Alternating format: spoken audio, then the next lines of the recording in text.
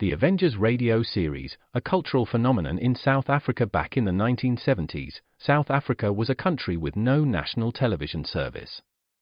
It wasn't until 1976 that the country would get its first taste of television broadcasts. But before that, radio was the primary medium of entertainment and information for the masses. This was the context when The Avengers, a British spy-fi series, made its debut on South African radio and became a cultural phenomenon. The Avengers was a British television series that originally aired from 1961 to 1969. The show revolved around the adventures of John Steed, a suave and sophisticated secret agent, and his various female associates. The series was a unique blend of traditional spy thriller elements with science fiction and fantasy, which set it apart from other shows of its time. While the series was hugely popular in the UK and had also made a significant impact in the American markets, being one of the rare British series given a network transmission slot, it was virtually unknown in South Africa. This was primarily due to the lack of a national television service in the country until 1976. However, as a film series, The Avengers was able to gain some exposure in South Africa through film rentals. But it was the launch of the radio series that truly brought The Avengers to the masses in South Africa. Come and listen at www.myclassicradio.net. The Black Museum. Horror and mystery based on Scotland Yard's collection, Orson Welles was both host and narrator for stories of horror and mystery based on Scotland Yard's collection of murder weapons and various ordinary objects once associated with historical true crime cases. Walking through the museum, Welles would pause at one of the exhibits, and his description of an artifact served as a device to lead into a wryly narrated dramatized tale of a brutal murder or a vicious crime. In the United States, the series aired on the Mutual Network between January 1 and December 30, 1952. Beginning May 7, 1953, it was also broadcast over Radio Luxembourg, sponsored by the cleaning products Dreft and Miro. Since the BBC carried no commercials, Radio Luxembourg aired sponsored programs at night to England. In the United States, a program of similar scope, using many of the same picked cases as the Black Museum, and nearly mirroring its broadcast run, was broadcast by NBC called Whitehall 1212. The two shows were different in the respect that while Whitehall 1212 told the story of a case entirely from the point of view of the police starting from the crime scene, the Black Museum was more heavily dramatized and played out scenes of the actual murders and included scenes from the criminal's point of view. Come and listen at www.myclassicradio.net. Another cup of Maxwell House coffee, George? Sure. Pour me a cup, Gracie. You know, Maxwell House is always good to the last drop. That drop's good, too. Yes, it's Maxwell House Coffee Time, starring George Burns and Gracie Allen.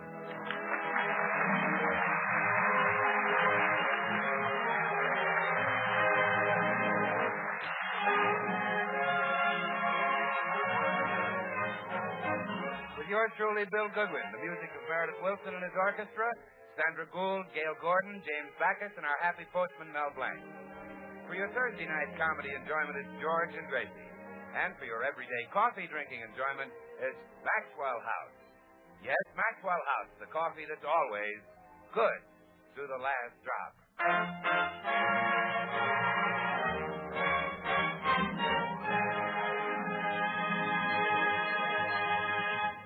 Only 5 more days till Christmas, which means that Gracie has only 5 more days to disobey George and try to earn her own Christmas money. Today we find her in the office of Mr. Gordon, manager of a local department store. I'd like a job in your store for the holidays, Mr. Gordon. Very well, young lady. First, we'll fill in a few questions on this form. A name? Gracie Allen. The next question is male or female. I'm sure we know the answer to that one, don't we? Well, I'm sure I do. Female, huh? Well, if I'm not, I've been wasting my money on 2-piece bathing suits. Yes, yes. To continue, your age? Over 10. Oh, come now. Surely you can make it closer than that. All right. Over 12. let's do it this way, Miss Allen. I'll mention several ages, and when I reach the one you prefer, just say stop. All right. 20? Stop. Stop.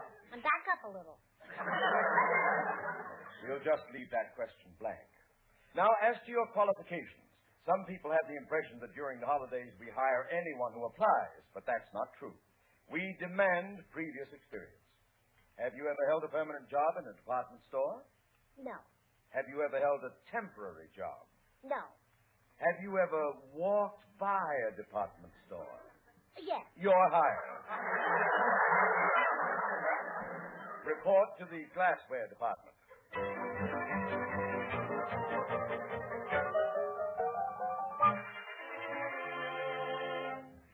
Thank you for showing me around the glassware department, Sandra. Oh, not at all, dearie. Oh, well, one thing I forgot to warn you about. There's a certain type of man customer you gotta learn to brush off. Really? Yeah. Some men think a purchase entitles them to get intimate and take you out on dates. Oh, my goodness. Then there's a gentlemanly type that never makes a pass at you. That's the type you gotta brush off. But, Sandra. Well, you just say to them, if there's something you was looking for, turn to it. Otherwise, don't annoy the clerk. Oh, well, there's a customer. I'll see you later, dearie. Bye, Sandra. All right, folks. Step right up and get your glassware. Ah, so there you are. Oh, darn it, George found me. Now you want me to quit. I'll just pretend I don't know him. Gracie. If there's something you was looking for, turn to it.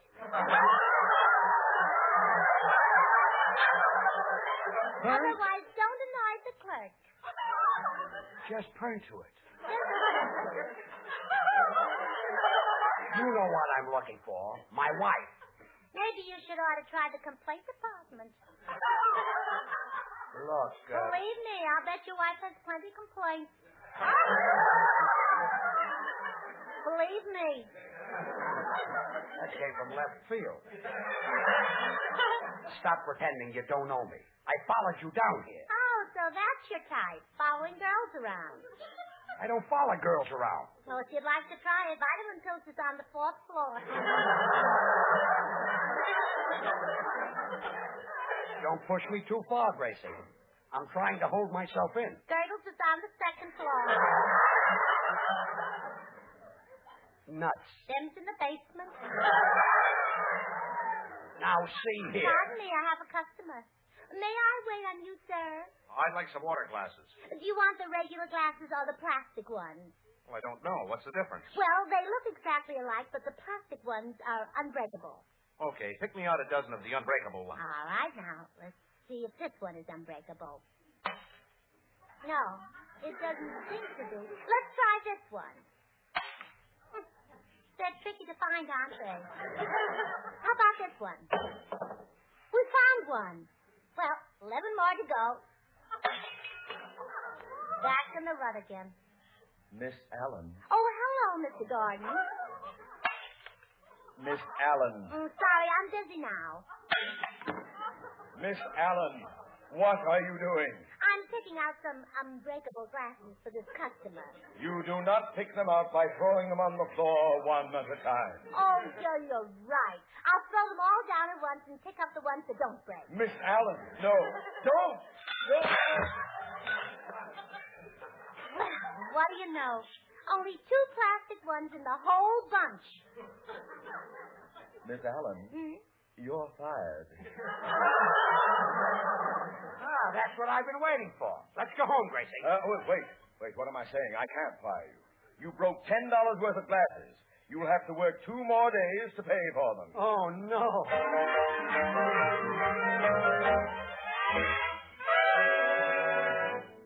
Oh, Sandra, you! Look where I am.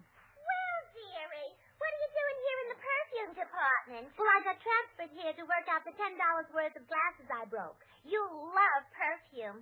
Oh, what this stuff does to men. You got perfumes here that'll make George Bernard Shaw want to get married. I think they sold some to the wrong Shaw. Now, you take that perfume called Irresistible. Oh, no man can resist that. Oh, irresistible, positively irresistible, and come here, you jerk. Yeah, and that ain't nothing compared to that purple passion. You give one whiff of that to the oldest, tiredest, most broken-down man, and he'll go for you. Oh, there you are. I've been looking all over the store for you. The perfect type for a demonstration. Huh? Here, get a whiff of this purple passion. Look, stop squirting that stuff all over me. Now, honey, come home with me. I want you to cook my meals and make my bed. Gee, I never seen it work that fast before. Will you go away and leave us alone? Okay. Call me if you need help. I will. Not you. Him. Now, look, Gracie. You're coming home with me if I have to drag you. George, let go of my arm. Here comes the floor walker. Is this man annoying you, Miss Allen? Yes, he is. Shame on you, you old masher, you. I'm not a masher. Well. Purple passion. Isn't that a little gay for you, Daddy? Now, look here. What did he say to you, Miss Allen? He said he wanted me to come home with him and cook his meals and make his bed. Did you say that? Well, but you don't understand. I'm married. This woman is... Married? Oh, for shame. He didn't tell me that. Why, you should be home with your grandchildren. Now, wait a minute. Well, I'll leave it to you, Miss Allen. Shall I call the store detective and have him arrested? Oh, no. Not if he promises to go straight home and take his wife a nice gift. Huh? Like this $25 bottle of perfume. I will not. You will, or I'll have you arrested.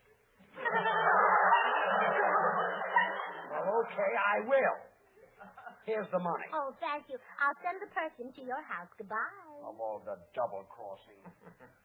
What kind of perfume will you send him, Miss Allen? Mad Love in Paris? Well, I'm afraid Mad Love in Paris is a little optimistic. I'd better look for something called Handshake in Hollywood.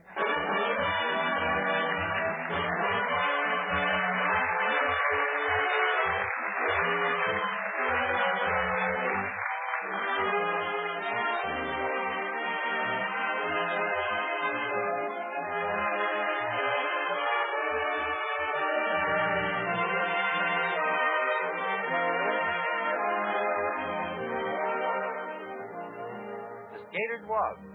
Meredith, the ice is thick enough for skating on many a lake and stream tonight, and the snow lies white in many a village and town. Snow, well, that's a dream to folks out here and down south. Yes, Bill, but a dream that becomes mighty real when you see Ernest Feeney's beautiful painting of a white Christmas in the new issue of Life magazine. Oh, I've seen it, Meredith.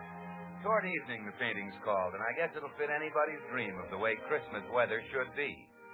Because the story it tells of snow for the holidays is a real part of our Christmas tradition, like mistletoe and holly, like the Christmas tree and the Christmas stocking, a cherished and well-loved part of the American scene. You'll see this fine painting in our latest Maxwell House coffee ad on page 46 of the current issue of Life magazine. It'll make you realize how Maxwell House coffee is truly part of the American scene, too. We Americans enjoy coffee so much we've made it our favorite drink. More people buy and enjoy Maxwell House than any other brand of coffee at any price. North, east, south, and west, it's Maxwell House wherever you go. Now, flavor explains this nationwide preference, of course.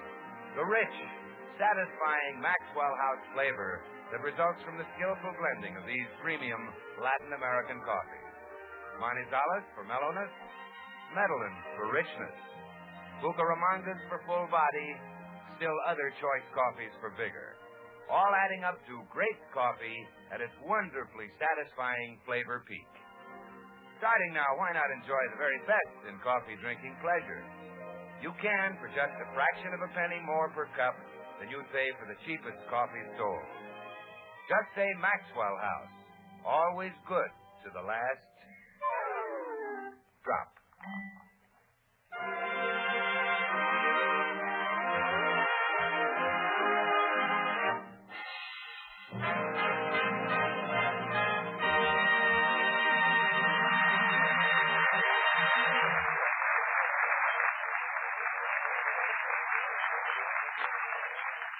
Perfume, get your perfume here, girls. You too can get a man if you let me spray your pants. He'll give you that mink if I make you... Gracie. Oh, back again, George. Want to buy some more perfume? No. I paid the store for those glasses you broke, so you don't have to work here anymore. Now let's go home. Oh, miss, could you please wait on... Why, Gracie. Hello, Meredith. You work here? She did, Meredith. Another goofy idea to earn Christmas money. Well, I guess the perfume department's the place to pick up a few cents.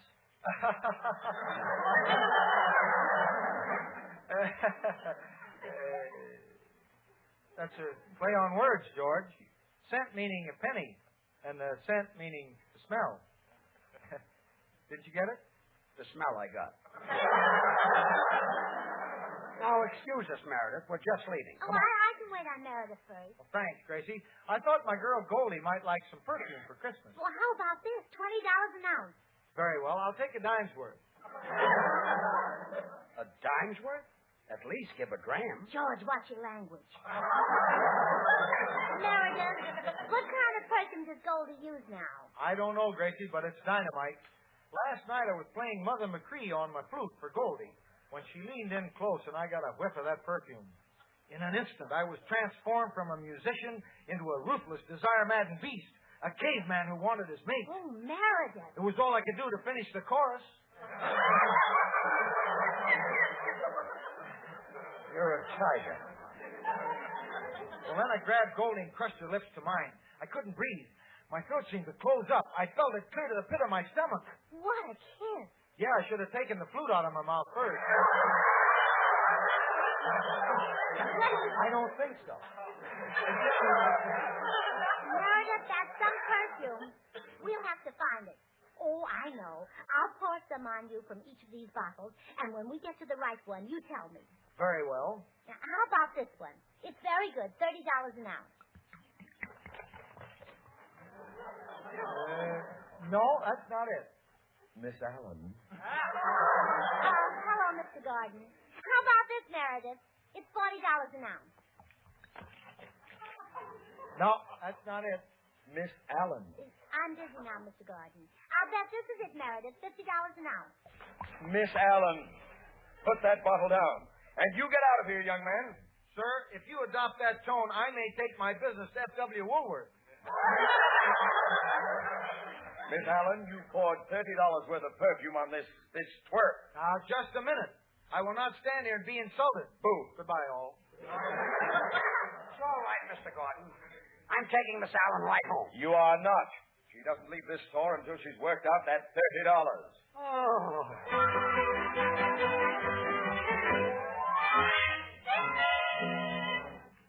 Oh, Sandra, look where I am now. Well, if you don't do more moving around, dearie, now they got some sporting goods. Now I could hear. All right, folks, get your sporting goods.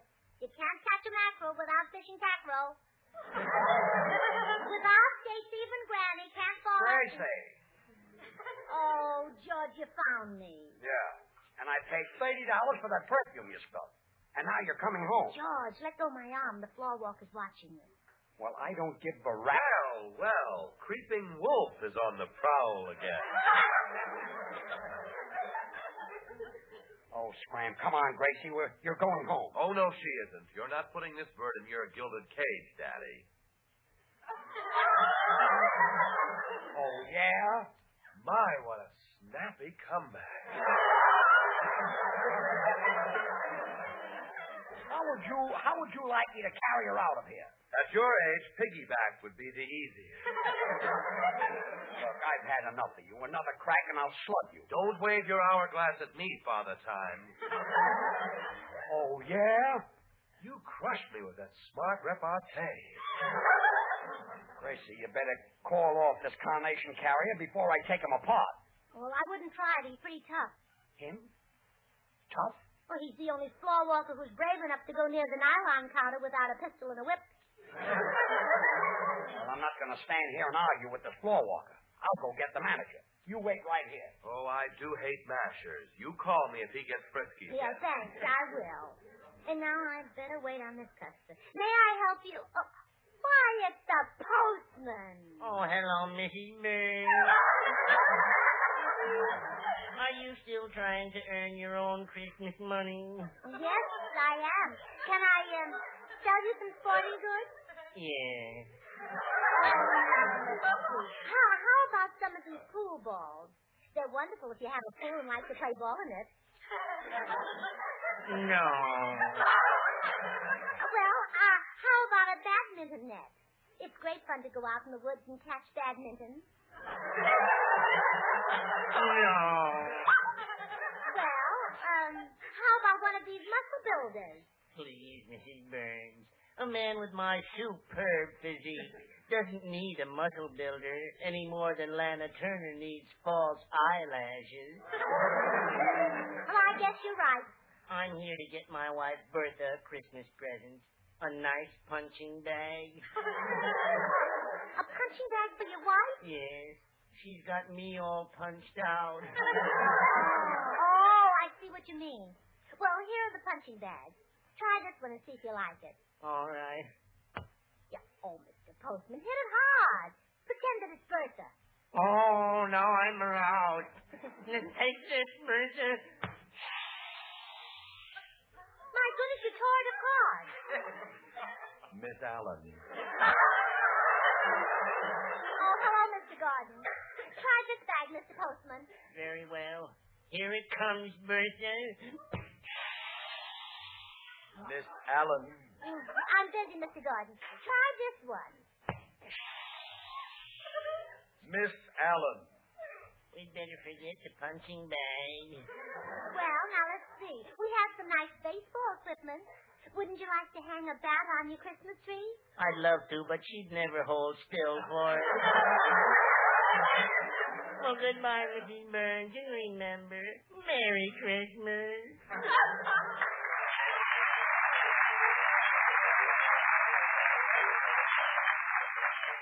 Miss Allen, you've done it again. Oh, thank you.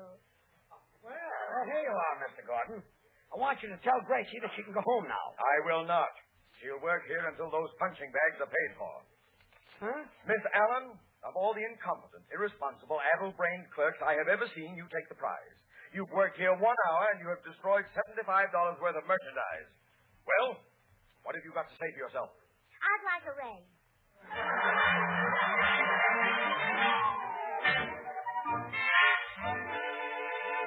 Oh, Sandra, you! Look where I am now. Well, I've never seen one clerk get moved around as much as you. Now they got you sewing ladies' hats. Yeah, and this is the best department of them all, Sandra. The first minute I was here, I sold 3 hats. Haven't you sold any since? No, I haven't seen any others I wanted. You bought them yourself? Gee, how could you afford it? I reduced the prices. If old man Gordon finds out, he'll blow his top. Oh, he's blown it so often now it's getting tender. Maybe he won't even look. Oh, look. What? Well, there's that handsome radio and movie star, Bill Goodwin. Oh, yeah. You like him, Sandra? Do I? He thrills me to my very foundation. Just look at the belt on him. He should do a dance with the fan. And I'm the fan he should do it with. You're really crazy about him, huh? Yeah, all over my room I got pictures of him plastered. Oh, he's coming over this way. I'll introduce you. Well, Gracie, what are you doing here? I'm selling ladies' hats, Bill. Gee, you've got some frightening monstrosities here. Yeah. I'd like you to meet Sandra. Oh, Mr. Goodwin, I can't believe it's you. I find you a little hard to believe, too. Sandra's a terrific fan of yours, Bill. She listens to you on the radio. Yeah? Yeah, when you talk about Maxwell House coffee, I just sit there and perk. Well, it's great coffee, Sandra. You know, Maxwell House is... Oh, that voice. That beautiful voice. Well, thank you. Maxwell House is... And you're so handsome, too. Well, thank you. Maxwell House is... And so charming. Thank you. Maxwell House is... So talented. Well, thank you. Maxwell House...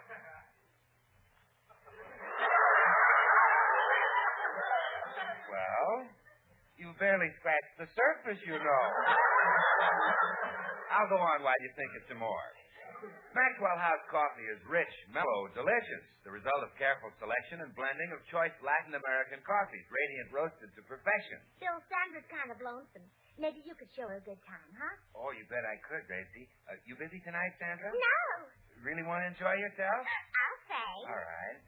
Make yourself a big, fragrant pot of Maxwell House coffee. Settle back and enjoy it. You'll have a picnic. Oh, Bill. Well, she will, Gracie. She's bound to. More people buy and enjoy Maxwell House than any other brand of coffee in the world at any price.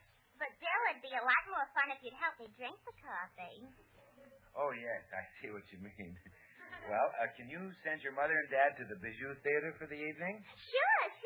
Well, on their way, they pass right by my house. Have them bring me some of the coffee. Then I'll enjoy myself, too, you see, because Maxwell House is the very best in coffee-drinking pleasure, yet it costs but a fraction of a penny more per cup than the cheapest coffee you can buy.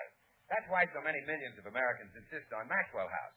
These days, they know today's coffee buy is Maxwell House, the coffee that's always good to the last drop. Oh, Bill, you seem to miss the whole point.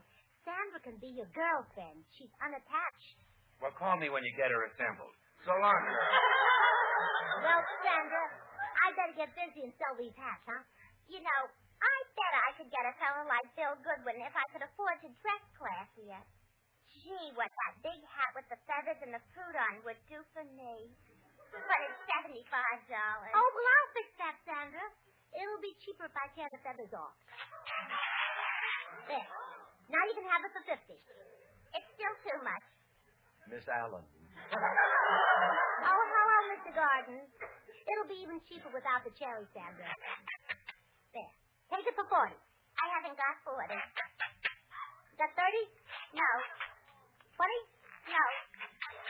Take it for 10. Miss Allen, that hat is supposed to sell for $75. This old torn-up thing? Oh, come on, Gracie. I paid for those punching bags. Now you're going home. Oh, no, she's not. Huh? It'll take her 3 weeks to work out that $75 hat. Oh, no.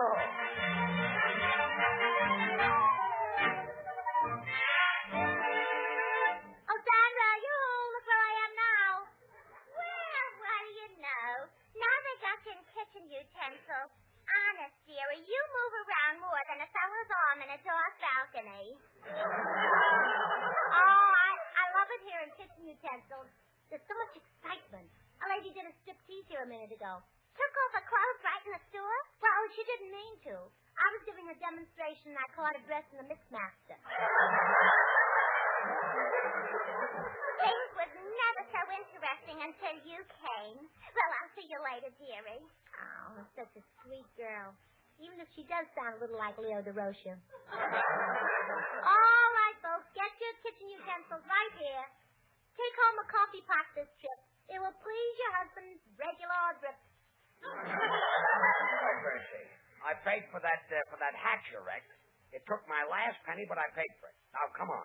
You're going home. Oh, let go my arm, George. The floor walker's watching you. If that guy said... Well, it's old Never Say Die. Why don't you give up, Daddy?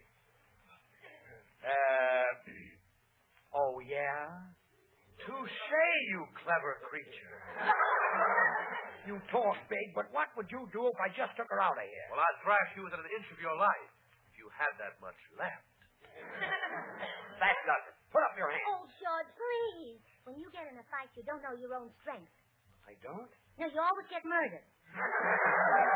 Well, don't worry. Just watch me throw this punch. Oh, be careful. If you miss him, you'll hit that big pile of kitchenware. Well, I won't miss him. Take that.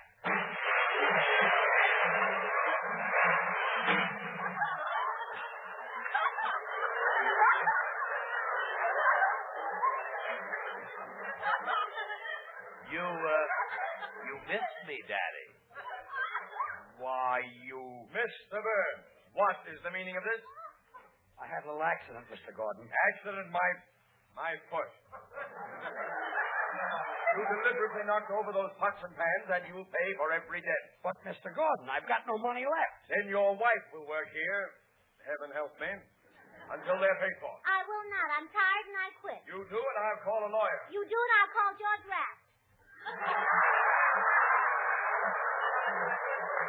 Gracie. I'm going home. Goodbye.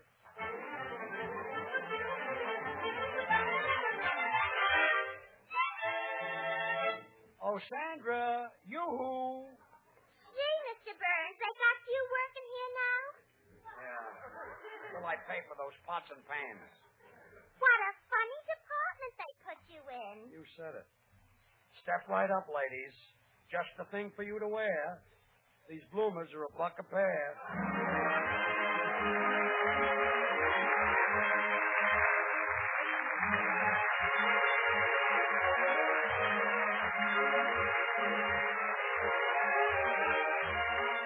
This is Bill Goodwin. Till next Thursday, good night and good luck from the makers of Maxwell House, America's #1 preferred brand of coffee. Always good to the last drop. Good night. Merry Christmas.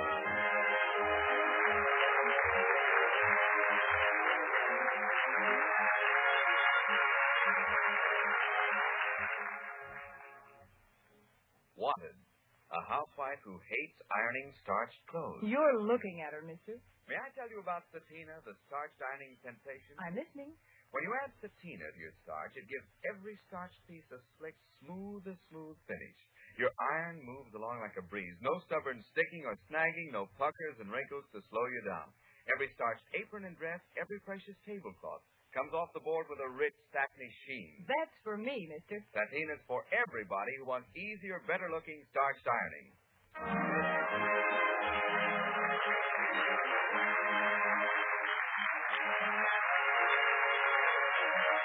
It's NBC, the National Broadcasting Company.